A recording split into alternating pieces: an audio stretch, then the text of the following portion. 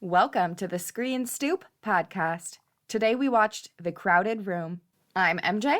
And I'm Shelby.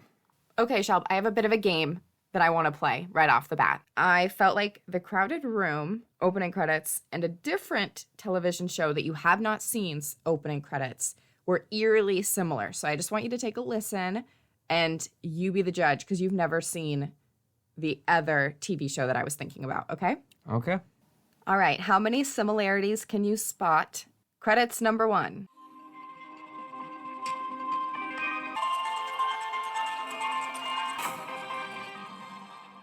Now let me go over to a different streaming service. Okay, ready for clip 2? Yep.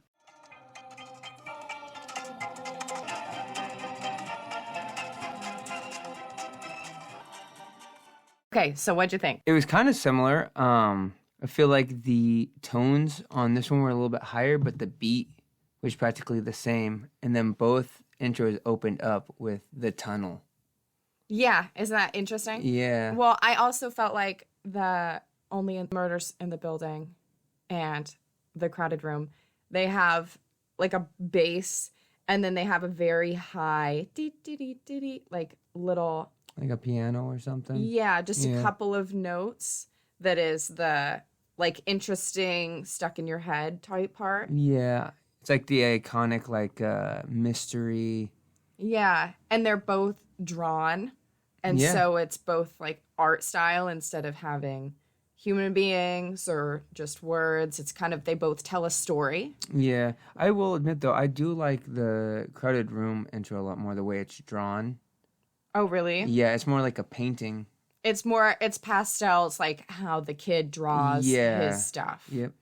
So anyway, we're just watching the first episode and that opening credits happened. And I thought, I've heard this before and I've seen this before, but I've never watched this before. And then I realized later, I was actually thinking of Only Murders in the Building, and that little kind of high piano notes were what was triggering that in me, and the drawings and the flowing into other stuff in the tunnel, like you said at the end. It's very similar, so it made you think of the other show. Yeah. So let's get into The Crowded Room is based off of a book written by who, Shelby? By Daniel Keyes in 1981. So The Crowded Room is a 10-episode miniseries on Apple TV+. It just came out today on June 9th. It stars Tom Holland and Amanda Seyfried. I totally got that wrong on our last podcast. Wishful thinking. I was hoping that it was Elizabeth Olsen, and it wasn't. In Manhattan, in the summer of 1979, a young man is arrested for a shocking crime, and an unlikely investigator must solve the mystery behind it before the true criminal strikes again.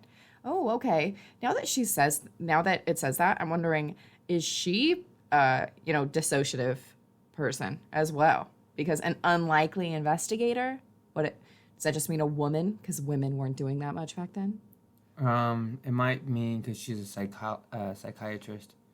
Oh, okay. And profiling wasn't very big back then, so it's unlikely that a psychologist would help solve murders. There's going to be a twist, and it's not that he's got all these people living in his brain, because I picked that up from the freaking title of the show, The Crowded Room. So it's got to be something else on top of it.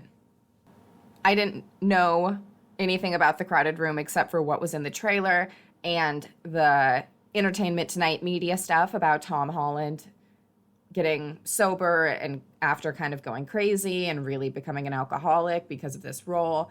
I also heard something about that Tom Holland really hated this role and that he wanted to just quit. So was it so intense that you drove yourself to drink, like Heath Ledger style, because you immersed yourself too much in the role? Or did you hate it and you were so depressed that you were an actor because you just couldn't stand that you were doing this with your life?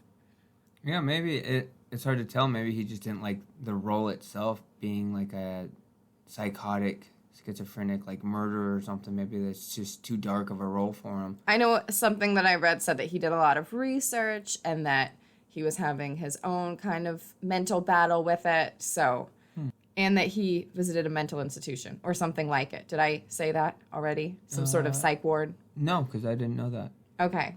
Yeah, he visited it. I think he probably sat in on some psychologist or psychiatrist sessions, stuff like that. Interesting. Maybe it had him questioning himself, questioning his own life. I'm an actor. Do I have all these people living in my head? Because sometimes I think like I'm Spider-Man. Sometimes I think like I'm in that one devil Robert Pattinson TV show. Oh, yeah, the one from Netflix? Yeah. Yeah. So we start episode 1 off in the subway. Tom Holland and girl are down in the subway. They come up. Some sort of plan. Something's going down. We have a really cool kaleidoscope shot. The camera, right after Danny and the girl exit the subway, are looking across the street using the reflection in an advertising poster. The girl walks away to follow some guy that they're tailing, and Danny turns around, takes another look at the poster, and you see the back of his hair, real life, his face reflected in the poster where it reasonably would be. And behind that, to the right, in taking up the majority of the poster, is a second reflection of Danny viewed as if his back is to the poster. Simultaneously, you can see 2 Dannys right here. Beautiful. I just thought, oh, so cool. Imagery of the dissociation. Then, real life, physical Danny turns around. Now you see the front of Danny's head and his face physically there, away from the poster. Again, you see the reasonable reflection of the back of Danny's head where it should be. But then, the uncanny, formerly back of Danny reflection also shifts, and you now see 2 faces and shoulders of Danny in its place, both moving, and they're both positioned slightly different. One is definitely looking in a different direction, and then another one's kind of looking diagonal through that direction. So cool. I loved it. Mm-hmm. I just want to point out, too, that the initial reflection you see, to me, it looked more like he was paranoid and scared. And then when he turns, that reflection in the movie poster is a more determined and sinister-looking reflection. Ooh, nice. As Danny and the girl follow this guy, although he appears determined, Danny freezes when he sees the man they're following, and he's pointing a gun at him. A girl's screaming, "Why aren't you shooting?" And so she takes the gun from Danny and starts shooting the man, running. The girl doesn't exist. We got ourselves an Edward Norton Fight Club style sitchy. This moment is going to be like the catalyst or catapulting the entire premise of the show. This is the situation that is causing everything moving forward. Mm-hmm. Who do you think that man is? I thought that it was Danny's stepfather. I wrote that down. Oh, really? Yeah, or a character that we haven't met yet, but I thought it was Danny's stepfather. Yeah, I didn't know who it was, but then after watching the first episode, I thought it was Danny's stepfather, too. So, really? Yeah, I'm curious to see who it is now. Cool. I believe that Danny is imagining both the girl and this Yahtzee guy, because the girl shot and ran when she was shooting in the middle of Rockefeller Center. Danny then picks up the gun. Thought that was really, really weird. Just run away. If you're actually scared of what happened, run in the opposite direction. The man, can't really remember his name. I just keep thinking Yahtzee in my head. He doesn't say, "Where is she?" Or when he sees Danny after the shooting, he doesn't say, like, what did you two do? He just says, "What did you do?" It's a conversation that he's having with himself. But he had asked where. No, he said, like, "What did you do?" He doesn't say, "Where is she?" when he sees Danny after the shooting. But I think it is a 2-person fake-out fight club, which we'll get into a little bit.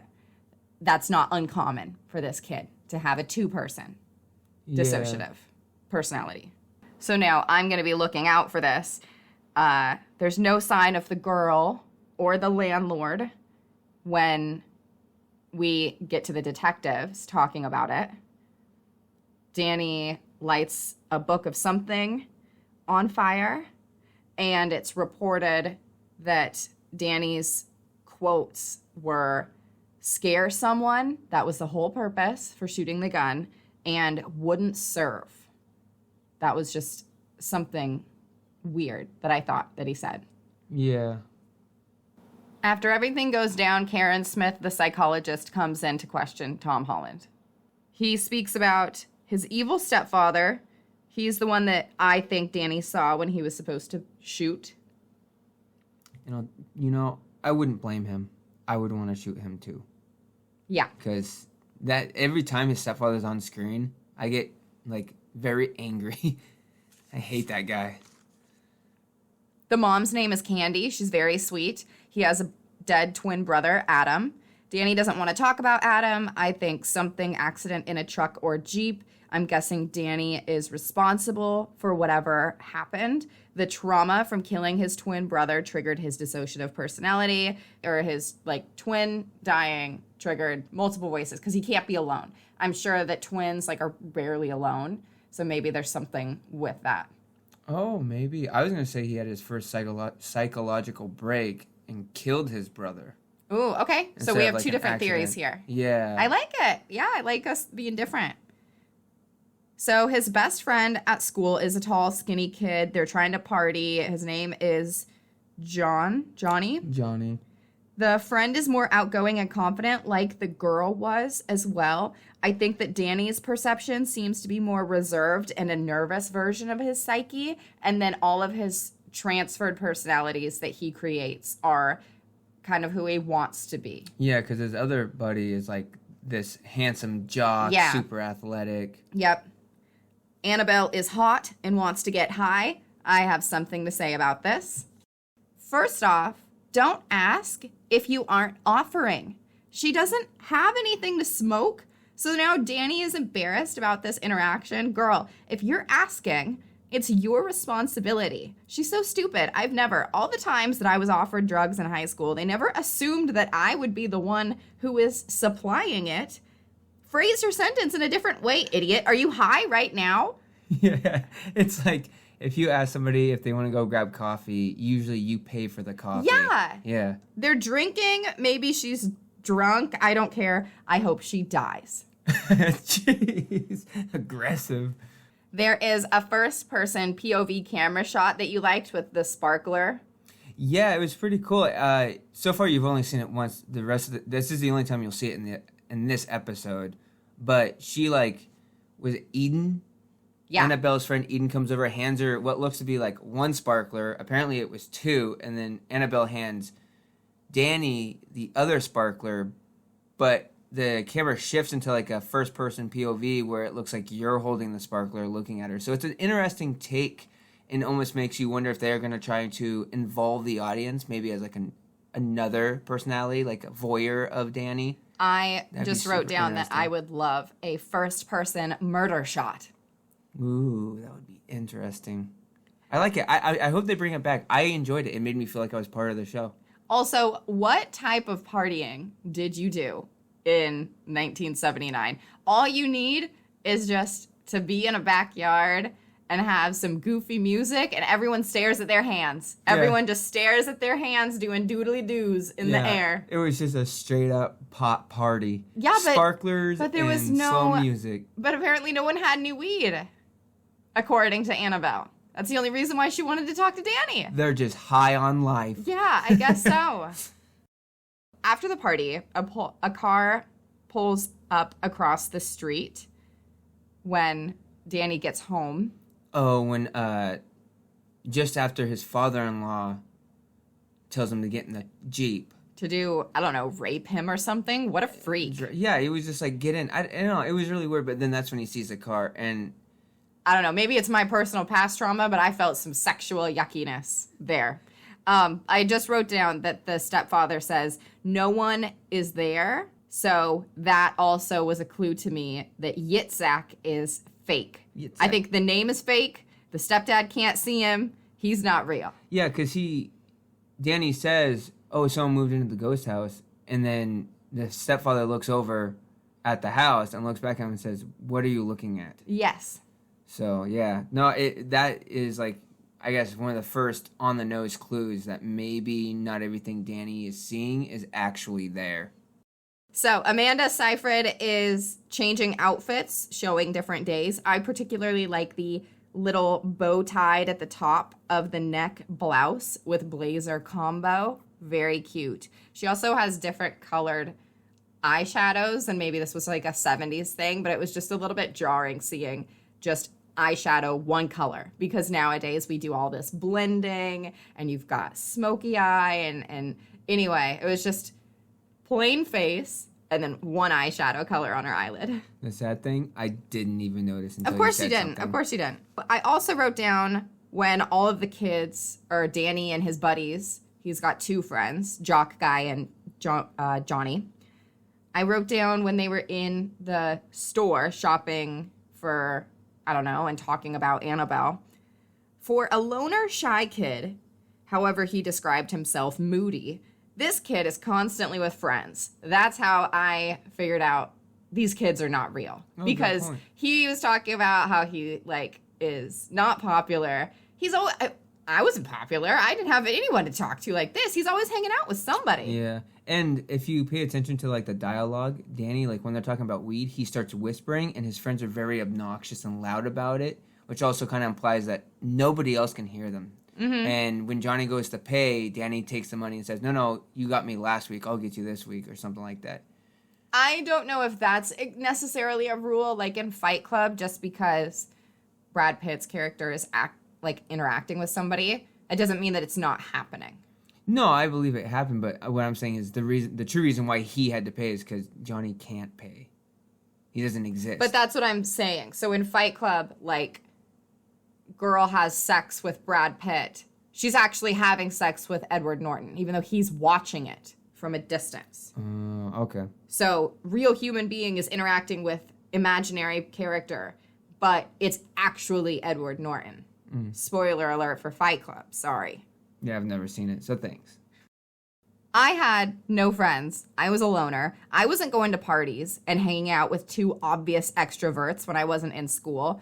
It was school and home trying to hide. This kid is super popular. What the heck? Either these boys are imaginary or he's lying about being moody and a loner. The boys come up with this plan that they will steal an ATM code from the stepfather. Good idea. Because I know when I had an abusive parent that I was petrified of, I took any opportunity to piss her off. Because when someone is violent with you over absolutely nothing, it's always smart to then give them a reason to harm or abuse you. So obviously something is psychologically messed up with Danny for even taking this chance with the stepdad. Yeah, it was downright stupid. As Danny is stealing the ATM code, I wondered, did this nasty guy stepfather throw up on the bed, or what an ugly quilt if he did not? You said it was the quilt. I said, no, he got sick on the bed. That's disgusting. The quilt is like such a gross color there in the center. No, I'm pretty sure it was just the quilt. It was like a white diamond pattern on the quilt. So they get the ATM code, they get the money. I asked you, what was $100 in 1977 or in the 70s? And you said? It was the equivalent of $507. According to? 3 different websites. Cool. Sketchy park at night to buy drugs. Low-life drug dealers' only source of entertainment and psychological feeling of power is to scare a kid. Real big man, tough guy. Come on, loser. Just give them your drugs and be on your way. Pooping in the bushes over here in your park office. Yeah, it was a weird scene. I feel like anyone dealing pot would not be that aggressive. Yeah. Like, I imagine, like, Pineapple Express style I dealing know. pot. Just laid back and like, yeah, dude, you can have it, whatever. I think they just really wanted to create this unnecessary amount of, like, stress and danger and tension. Yeah. I liked how Danny got out of it, but this was unnecessary. I don't think a character like this would be so aggressive and angry and upset that someone was giving you $100. Especially, like, do you want to continue a relationship? I thought that was a really cool thing that Danny did, was say, you know, I could be this dealer. I could be this white kid that goes to school and gives you, you know, ton of return on investment if you want to make a partnership here. And the guy says, nah, you know what? I'm just going to threaten you with a knife to the neck. Yeah. Idiot. I don't know. This was your big clue. I already said over and over again, his friends are not real. Stop pretending that they're real.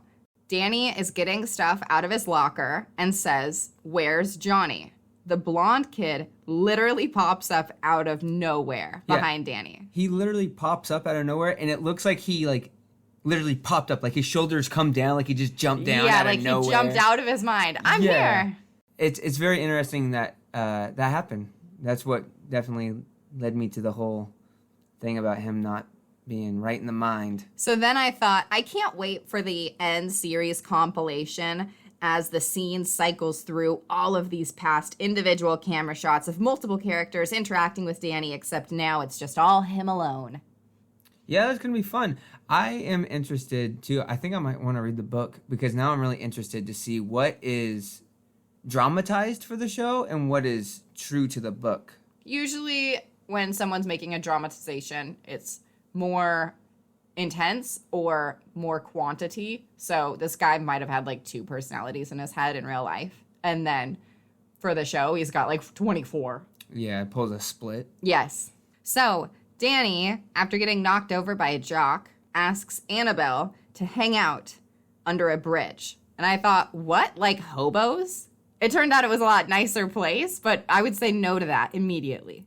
Yeah, back in the 70s, though, I think it was a little bit safer, or so people thought, because you don't have all this media and stuff.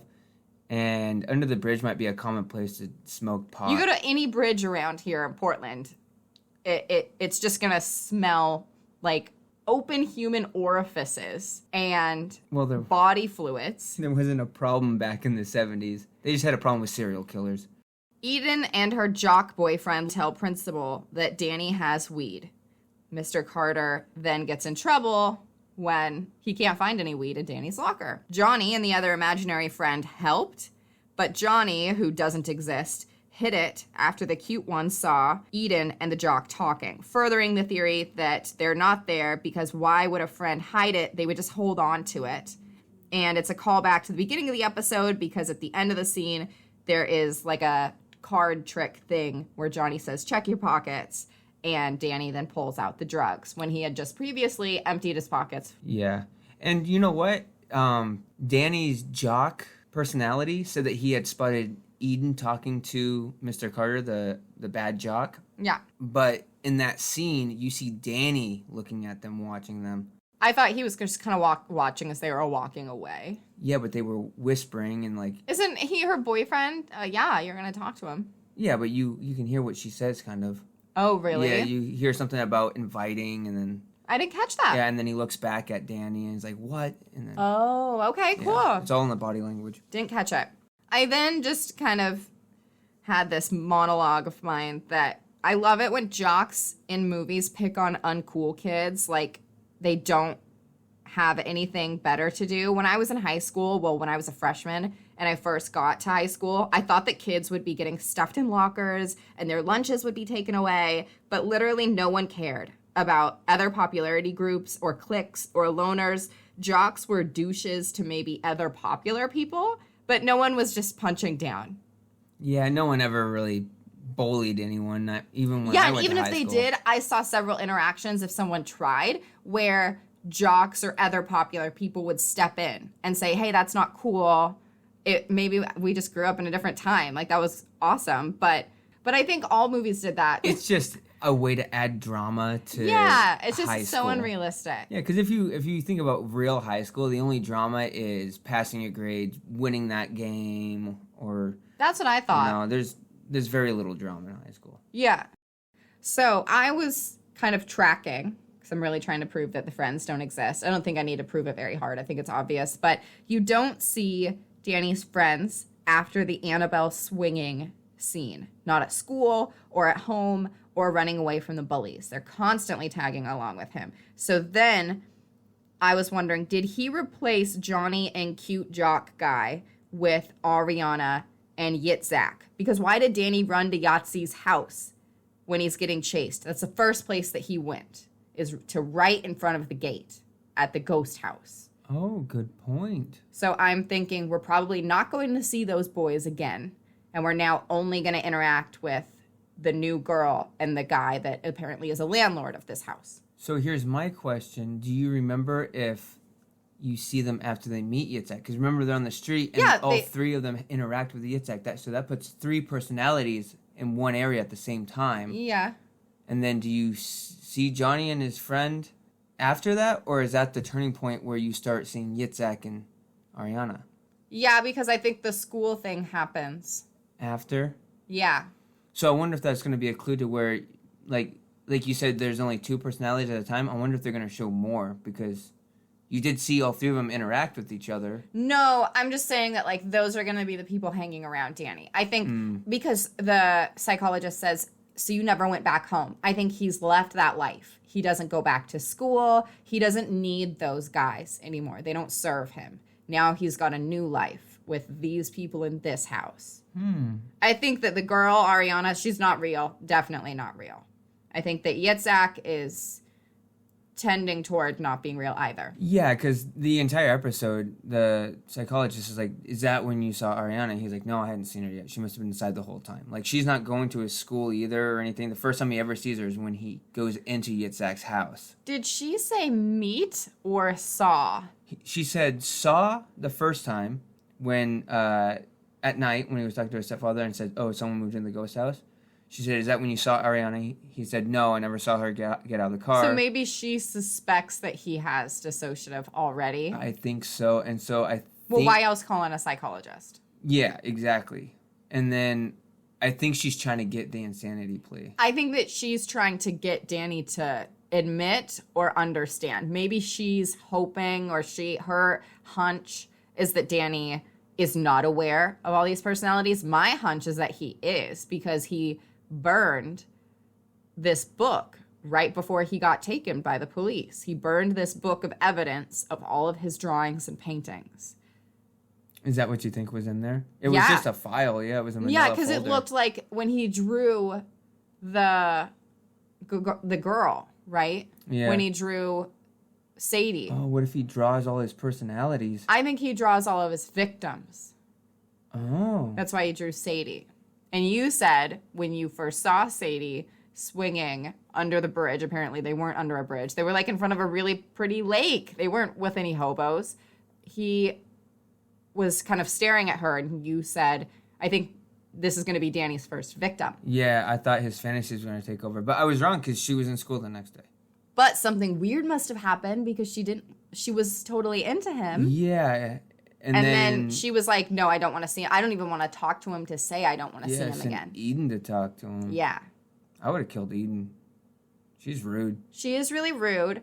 And I know that Tom Holland is bad, and I know that his character is like crazy.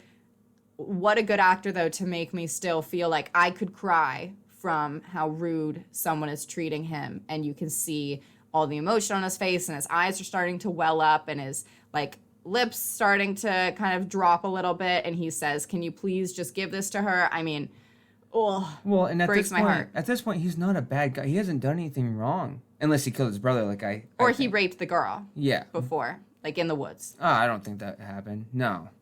I think you would have heard about that. Well, there was a lot of blue around that picture that he drew.